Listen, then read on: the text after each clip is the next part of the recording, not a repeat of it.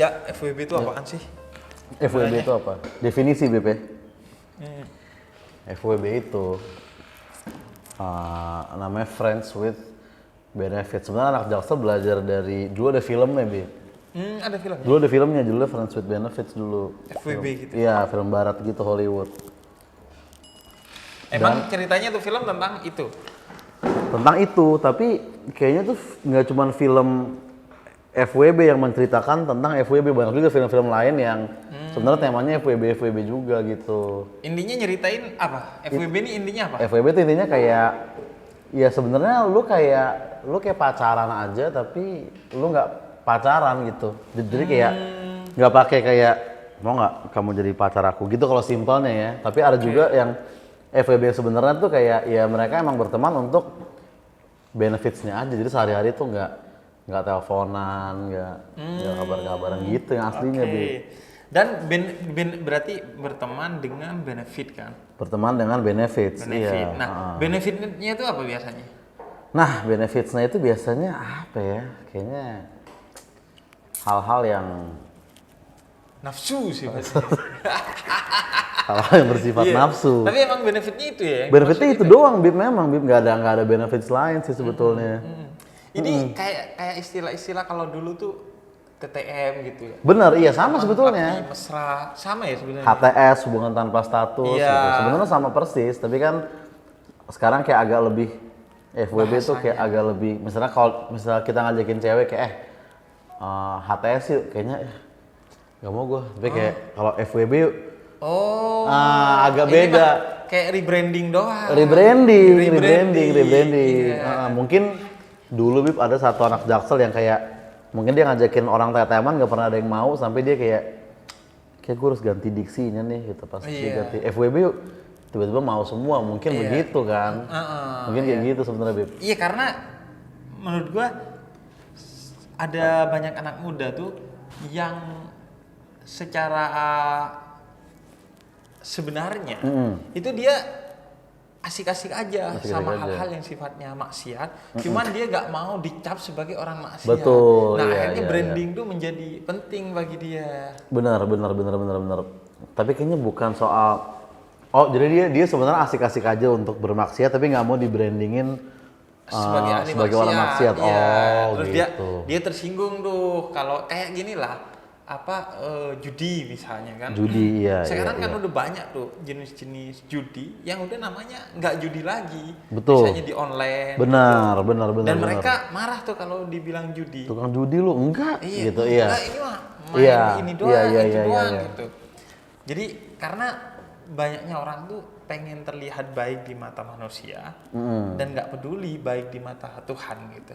Yang penting di mata manusia aja. Padahal sebaliknya gitu kan. Harusnya lu Kalau di mata kata betul. Urusan lu itu sama Tuhan, sehingga yang wajib lu terlihat baik di mata Tuhan. Karena kalau udah terlihat baik di mata Tuhan, di mata manusia kalaupun tidak terlihat baik, ya berarti mata dia yang masalah gitu. Bener. Tapi kayaknya mungkin kalau judi gue setuju Bib. Tapi kalau maksiat yang bersifat nafsu tadi, kayaknya anak-anak sekarang gitu Gen Z di Jaksel justru mereka nggak apa-apa disebut maksiat, malah mereka cenderung bangga disebut Itu maksiat. Kayak misalnya kayak wah gue udah sering misalnya kayak gue udah pernah sama berapa perempuan gitu. Itu malah dijadikan ya kebanggaan gitu, diceritain di tongkrongan, diceritain di mana-mana gitu. Nah, itu yang jadi masalah lagi tuh. Artinya kan gini. Tuhan aja nutupin aib kita. Iya, benar. Kenapa kita mengumbar-ngumbar sendiri? Karena itu mungkin bagi mereka bukan aib, lebih kayak, itu keren simbol banget kekerenan kan. Disebut kekerenan kayak mantep banget lo gitu. Iya, nah itu kalau itu tuh kaitannya sama fitnah dajjal tuh. Oh iya. Jadi di akhir zaman itu kata Nabi kan cirinya dajjal itu bekerja dengan fitnah sebagai senjata utamanya. Dan fitnah dajjal itu kata Nabi bikin yang maksiat jadi tampak keren, yang taat jadi tampak seolah-olah cupu. Benar. Dan tapi mungkin kalau ke FWB tadi lagi, sekarang juga permaknaannya kayak mulai bergeser menurut gua. Kayak sekarang tuh malah udah jarang pacaran gitu Bib, kayak hampir nggak ada lagi orang pacaran Bib. Kayak ya udah dia temenan, ntar tiba-tiba ya maksiat aja suatu malam gitu. Terus baru mereka gitu lagi sampai akhirnya kayak kita pacaran aja deh gitu. Makanya sebenarnya kan yang masalah tuh orang itu mau enaknya aja, nggak mau tanggung jawabnya. Betul. Padahal kan setiap segala sesuatu itu pasti ada pertanggungjawabannya kan. Kalau lo melakukan hal negatif, ada pertanggungjawaban buruk yang harus lo terima kepada diri lo gitu kan. Nah, ya sama kayak kita kalaupun nggak kaitannya sama maksiat ya, sama kriminalitas saja lah. Kan pasti ada pertanggungjawaban yang harus kita terima gitu kan. Betul. Ataupun di luar itu, semua hal yang kita lakukan tuh pasti kan ada konsekuensinya. Tak sebagai sesuatu yang harus kita tanggung jawab. Makanya kalau kata Nabi, kullukum ra'in, kamu itu pemimpin, kullukum mas'ul an ra'iyatihi, dan akan dimintai pertanggungjawaban atas kepemimpinannya. Makanya kalau di Islam itu misalnya ta'aruf untuk saling mengenal satu sama lain sesuai dengan syariat Islam. Itu salah satu poin penting dalam ta'aruf, selain kita menjaga diri dari hal-hal yang sifatnya maksiat. Misalnya kayak ikhtilat, bertemu berduaan, saling pandang-pandangan, apalagi sampai bersentuhan. Itu yang paling poin juga adalah tujuannya menikah. Dari awal itu emang ditujukan tujuannya untuk menikah gitu, bukan have fun gitu. Iya, benar. Jadi sudah ada paketnya bahwa nafsu itu diperbolehkan untuk disalurkan dalam Islam asalkan dipertanggungjawabkan. Dipertanggungjawabkan secara duniawi dan ukhrawi. Secara ukhrawi dengan pernikahan, secara duniawi ya dengan pertanggungjawaban harus menafkahi dan lain sebagainya. Betul. Jadi menurut gue poinnya ya akhirnya itu orang yang nggak mau tanggung jawab aja sih. Orang yang nggak mau bertanggung jawab aja. Bukan cuman soal dosanya aja, tapi soal dosa sosialnya gitu. Walaupun nggak urusan sama agama nih. Intinya gini. Nggak sama agama kalau juga. Kalau lu pinter, lu nggak mau tuh, karena merugikan lu gitu secara sosial. Bener. Tapi justru nggak ada benefitnya. Sebenarnya harusnya nggak ada benefitnya. Tapi itu apakah masalah di zaman sekarang doang, Bib? Atau sebenarnya zaman Rasul dulu mungkin banyak juga orang-orang kafir yang FWB-an mungkin misalnya? Iya, banyak tuh orang-orang yang bahkan ada yang ngaku ke Nabi bahwa dia telah melakukan perzinahan. Dan dia minta dihukum oleh Nabi. Gitu. Jadi ya kalau dalam bahasa Islamnya mungkin ya zina ya, karena itu itu zina. Ya udah banyak tuh yang datang ke Nabi, kemudian dia menyampaikan bahwa dia telah berzina. Dia mengaku.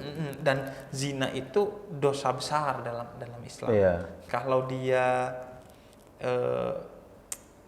terbukti berzina, itu kalau dalam hukum Islam malah hukumnya dirajam. Dirajam tuh yang dimasukin ke dalam dilempar pasir, dilemparin batu. Kalau udah nikah, itu lebih berat dari yang belum nikah. Tapi karena kalau udah nikah rasional kan, lu udah ada pasangan masih aja FWB-an. Tapi kalau yang belum nikah juga dirajam juga kan? Dirajam juga. Tapi ada batasannya yang kalau nggak mati ya udah dia tetap hidup gitu. Tapi intinya benar. Pembuktian zina itu harus sangat ketat dalam Islam. Jadi gak bisa lo main tuduh-tuduh aja. Orang yang menuduh orang lain berzina itu selain punya saksi, dia punya bukti berupa melihat sendiri secara langsung terjadinya perzinahan itu. Jadi melihat persentuhan di antara dua kelamin itu, saking ketatnya. Apalagi dulu nggak bisa foto, nggak bisa apa, lu harus ngelihat langsung. Makanya di Islam itu di dalam Quran jangan gampang lu nuduh zina. Kalau lu nuduh zina padahal perempuan itu gak zina, dosa lu besar gitu. Berat tuh dosa lu. Jadi itu juga sekaligus untuk preventif ke kita, jangan main tuduh aja. Iya. Walaupun hukum rajam tadi kalau kita terapkan di Jaksel, setiap orang yang selingkuh dirajam, kayaknya stok batunya nggak cukup. Stok batunya Iya, nggak maksudnya kan, cukup. Kayaknya stok batunya nggak cukup. Di Senopati banjir batu kan agak susah orang mau kerja, iya itu dia. Stok batunya akhirnya kita harus bongkar beberapa gedung. Iya, setiap hari kita dari kali ngambil batu terus nih buat ngerajam orang kan. Nah, cuman yang repot. salah orang itu sekarang ngerajam pakai kata-kata kan. Iya sih, komentar. Komentar itu yang nggak boleh justru. Iya. Nggak boleh iya, tuh iya. Menghina. Iya, Seseorang benar, yang benar. hina sekalipun itu nggak boleh dalam Islam. Justru lo harus menjaga aib seseorang untuk tidak disebar kemana-mana. Tugas lo adalah membenahi dia gitu, bukan menyebarkan aibnya, ngata-ngatain dia. Makanya tuh dengan kesadaran bahwa gini, lu juga punya aib gitu. Cuman ditutup aja sama Allah. Jadi jangan sok berani ngata-ngatain orang gitu. Iya. Berarti misalnya menyebarkan aib dari orang yang udah kita tutup-tutupi gitu, Pip, kan itu kan nggak boleh. Nah, berarti misalnya kita bikin konten terus ada yang re-uploader di TikTok gitu untuk ngegoreng, itu juga sebenarnya nggak boleh juga, Pip. Sama aja tuh. Sama aja sebenarnya ya. Dengan framing caption yang Iya. wadididau tuh itu kan sama kan. Artinya tuh dia orang mendakwahkan kebaikan, ngajak orang jadi baik, ini mendakwahkan kejahatan, Untuk kan? mencerca Ngajak orang untuk ini. nge-hate satu orang gitu Iya, kan. betul, Apalagi betul. dia juga belum tahu kebenarannya. Kalaupun udah benar, dia tahu bahwa dia ini orang bermasalah, seharusnya dia membenahi dan tetap menutupi. Karena lu kalau negor di depan orang, pasti orang tuh gak suka gitu. Mending lu tegur secara sepi, berduaan, agar dia tobat. Nah, kalau gue tuh akhirnya gini, kalau gue setuju sebenarnya sama FWB. Setuju sama FWB? FWB setuju gue. Wah, hati-hati dipotong di TikTok bagian ininya doang nih, Bib. Misalnya cuma 6 detik doang FWB gede tuh. FWB, Setuju sama Habib FWB. setuju FWB, akhirnya jadi FYP. Iya, itu. Lu udah dapat judul juga orangnya. Iya. Enggak. Jadi apa FWB itu dalam Islam itu seperti yang dibilang Imam Ghazali. Kata Imam Ghazali, pertemanan lu itu harus ada Benefitsnya, iya. harus ada benefitnya. Tinggal kemudian benefitnya apa? Iya. Kata Imam Ghazali itu benefitnya 5 hal. Yang pertama, ketika lu kumpul sama dia, lu makin pinter. Oke. Itu benefitnya. Yang kedua, ketika lu kumpul sama dia, lu makin soleh. Artinya makin semangat beragama gitu. Yang ketiga, lu makin sopan, makin berakhlak. Oke. Terus yang keempat, nah ini yang pas banget, lu makin gak cinta ke dunia.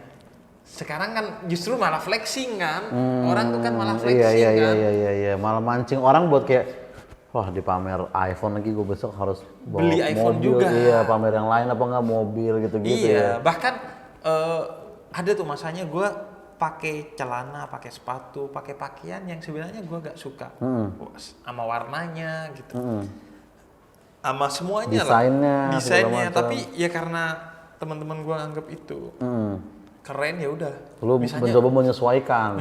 Kalau zaman gue SMA tuh bilabong. Iya, benar.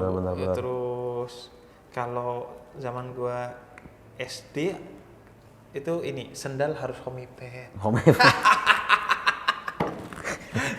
Iya, tahun-tahun segitu sih. Tahun-tahun segitu. Iya. Jadi akhirnya padahal pas dipakai luka tuh.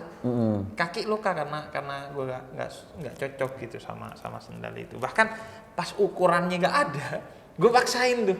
Demi sama yang lain. Pas lebaran atau pas tahun ajaran baru sekolah, sepatunya itu gitu. Iya. Nah, terus yang kelima benefitnya adalah sama-sama saling bisa jujur gitu. Oh iya. Nah itu iya, yang gue sering nggak nemuin kan. Benar. Kita kan justru saling merahasiakan sama temen kita gitu kan. Nah, ketika temen itu udah gak bisa nerima kejujuran kita, kalau kita jujur ke dia pasti bocor kemana-mana, itu bukan benefit tuh berarti. Bukan temen yang pas tuh. Karena temen itu akan menentukan agama lu, kata Nabi. Kalau temen lu nggak baik, ya lo bisa banget ke distract, jadi nggak baik juga. Lo bisa kebawa juga gitu ya. Itulah benefits yang sebenarnya harusnya yang seharusnya sih kalau gitu, dalam Islam benefitnya begitu sih. Cuman kadang benefit tuh kalau nggak sifatnya material nggak dianggap benefit. Nggak dianggap benefit sih ya sih, benar. Berarti sebenarnya kita harus mencari pertemanan yang bisa memenuhi 5 itu Bip ya, atau nggak minimal ada 2 atau 3 lah di situ ya. Semakin tidak mencintai dunia gitu ya. Karena kan gini, kayak semakin bikin lu pinter. Kalau pengalaman gue dulu, orang pinter tuh justru dijauhin. Iya, ya pas sekolah. Pas sekolah iya, kan gitu. Orang pinter, dijauhin. Iya gitu. sih. Atau sekarang aja di tongkrongan, orang pinter tuh ya dianggap gak asik gitu. Karena dianggap cupu gitu kan. Iya, benar. Dan benefit berupa ilmu tuh kayak gak dianggap aja sama orang sekarang gitu. Ya benefit emang betul-betul kalau gak sifatnya duniawi atau kalau gak sifatnya harta, tahta ya wanita itu bro. Itu dia sih Beb. Iya kan? Selalu gitu kalau ya. Kalau lu bisa ngasih jaringan bisnis apa ke gua Iya. gitu kan. Atau lu punya orang dalam nggak kalau gue misalnya ada urusan sama benar atau sini situ gitu, atau lu bisa ngasih kepuasan seksual nggak itu gua, dia, kan? itu dia Beb. Tapi yang zina tadi Beb ya, kayak sebenarnya zina itu kayak yang pertama itu siapa Beb? Misalnya Adam dan Hawa dulu kan mereka nggak mungkin menikah dong, kan nggak ada penghulu, nggak ada apa segala macam kan. Nah anak-anaknya itu apakah langsung menikah, udah ada konsep akad, udah ada konsep itu kan belum ada konsep belum, itu kan? dan memang karena manusia hanya mereka, maka diperkenankan untuk melakukan pernikahan sedara tanpa ini ya, tidak tanpa dihitung bahwa itu adalah zina. Tidak dihitung bahwa itu adalah zina. Nah baru mulai kemudian ada perzinahan ya ketika orang sudah mulai ditetapkan hukum larangan untuk berzina dan mereka kemudian udah mulai melakukan perzinahan gitu. Karena gini, zina tuh kayak kebutuhan. Gak kita pungkiri bahwa nafsu seksual itu kan kebutuhan manusia lah ya. Manusia. Karena itu gua kadang semakin yakin kepada Islam karena Islam itu kayak ngertiin kita sebagai manusia. Makanya ya udah lu nikah, lu salurin itu. Kalau emang lu gak bisa mengendalikan kebutuhan itu. Tapi kalau lu bisa mengendalikan kebutuhan itu, ya udah kalau lu gak mau nikah gak apa-apa gitu. Tapi tetap gitu kalau mau nikah ya gak apa-apa. Salurin itu tapi melalui jalan yang benar gitu. Dan ketika nikah pun bukan berarti lu gak bisa melakukan hal-hal yang diharamkan dengan pasangan lu. Ya bisa aja ketika misalnya lu melakukan kekerasan seksual. Oh iya tetap nggak boleh juga. Mukul pasangan lu hingga dia kenapa-kenapa dan lain sebagainya tetap. Makanya ya udah, lu boleh menyalurkan itu asalkan cara-caranya halalan thayyiban gitu, halal dan baik gitu. Makanya yang zina yang sudah menikah dirajamnya dulu lebih parah karena lu udah ada penyaluran kok masih nggak bisa mengendalikan juga. Dan itu kan soal nafsu aja kan. Nafsu itu kan kalau di sapi nggak ada habisnya kata Nabi. Kalau di sapi. Kalau lu kasih terus, dia nggak ada habisnya. Dan karenanya dia harus dikendaliin gitu. Dan nafsu itu saking jahatnya. Bayangin lo kan. Itu cuma soal sensasi aja kan.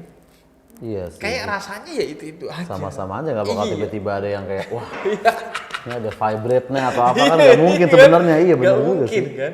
Itu cuma soal di sini aja kan. Kalau di tingkat seksualnya kan nggak ada bedanya. Begitu aja. Megang tangan ya akan gitu-gitu aja. Gitu aja kan. Iya sih. Nah, yang beda kan cuma di sensasinya. Nah. Makanya nafsu itu sebenarnya yang dihabisi salah satunya adalah akal kita gitu. Kadang hati kita. Kalau akal kita dibikin bodoh, kalau hati dibikin ego gitu. Dan ujung-ujungnya ya akhirnya makanya begitu selesai melakukan zina itu mereka pasti akan kemudian nyesel gua gitu. Ngapain gua kayak gitu? Ngapain Iya, gua? pasti kayak gitu Toh, ya. rasanya gini-gini aja Benar, gitu benar, kan, benar. sama aja gitu. Makanya pada akhirnya bedanya zina dan nikah itu kan bukan dirasa, rasanya mah sama aja. Bedanya yang satu direstui sama Tuhan, yang satunya lagi nggak direstui aja sama Tuhan. Sama kayak kambing lah, ketika disembelih pakai bismillah dan nggak pakai bismillah, rasanya mah sama-sama aja. Bener sih. Pakai bismillah kalau yang ngolah nggak bagus gitu, Tetap ya udah tetap enak nggak enak juga. gitu. Iya, Tapi iya, kalau nggak pakai bismillah yang ngolah enak ya enak-enak juga gitu. Artinya penyaluran melalui nikah itu sebagai simbol kita bertanggung jawab kepada Tuhan gitu. Nah, ketika kita udah bertanggung jawab kepada Tuhan, seharusnya itu benefit yang utama karena lu pasti aman. Karena kalau lu bertanggung jawab ke mertua ketika udah wafat gimana ntar? Iya. Kalau bertanggung jawabnya ke negara, lu bisa kemudian ngakalin gitu, atau sembunyi-sembunyi dan lain sebagainya. Tapi kalau ke Tuhan, ya udah, lu pasti dijaga sebaik-baiknya. Betul.